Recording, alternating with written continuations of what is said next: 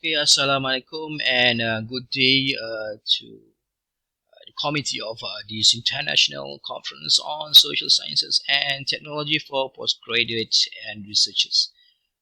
Also goes to all presenters, okay, for this conference. And before I start, I will introduce myself. My name is Dr. Muhammad Aiman. I'm one of the senior lecturer from UITM Arrow, and the title of my paper, okay, Competence, Competencies, and Competencies.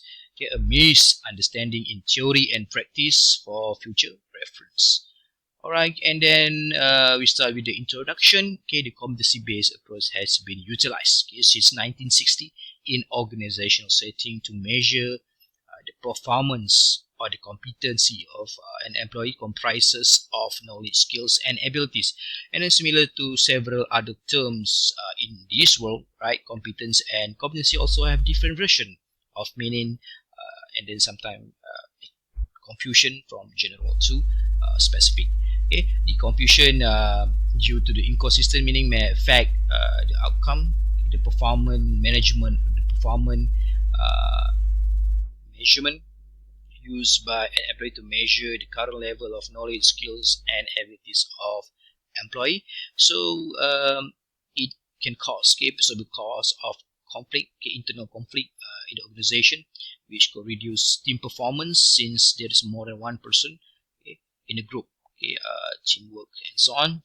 Thus, this issue need to be addressed, okay, to reduce the multiple definition of competence, competency, and competencies. In this study, right?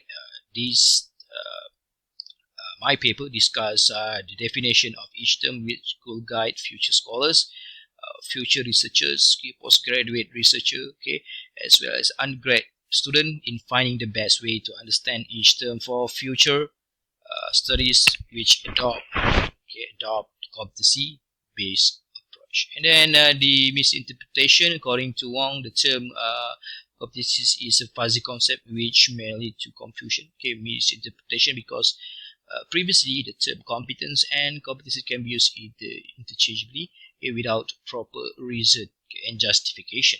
And then the first term, for instance, competency is a person's knowledge, skills, and abilities or attitude. And the second term, competence, refers to task-oriented behavioral approaches. Alright, in this table, right, comparison between competency, competence, and competencies. Alright, as you can see, right, we have 1, 2, 3, 4, 5 elements which can differentiate, okay, between these two, okay, competencies and competency, as well as competencies. So we need justification, okay, we need more discussion and debate, okay, which one to use, okay, for specific situation, for a specific phenomenon, okay, for a specific study, okay. So and then that's why, right, that's why we need a proper justification for these three terms, as you can see in this table, right? And then this study, right, proposes the following diagram. Okay, next slide you will see a diagram to explain the position for each term.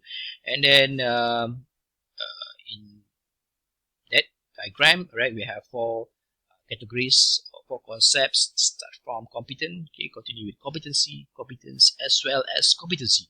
And as you can see, right, this is the proposed diagram, okay, to explain the difference between competence, competency, competencies, as well as how, okay, to explain, okay, competent, okay, competent employee, right?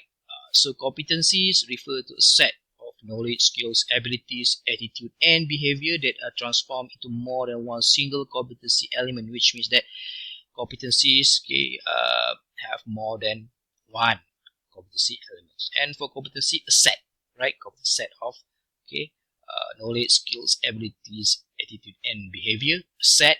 And then competence, the ability to meet the performance criteria, okay, which means the ability, okay, for a person to meet the performance criteria. And then what competence, how you can say that that particular person, right, or employee, okay, competent. Okay, a person who meet performance criteria.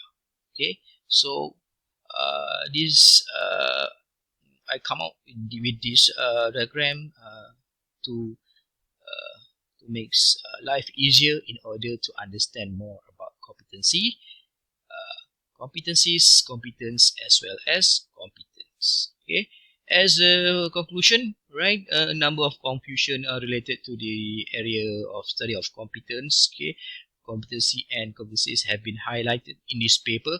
Okay, apart from the articles written by McClellan in 1973 and more, 2002, there is no agreement, there is no debate, there is no consensus among scholars on how to address the misconception.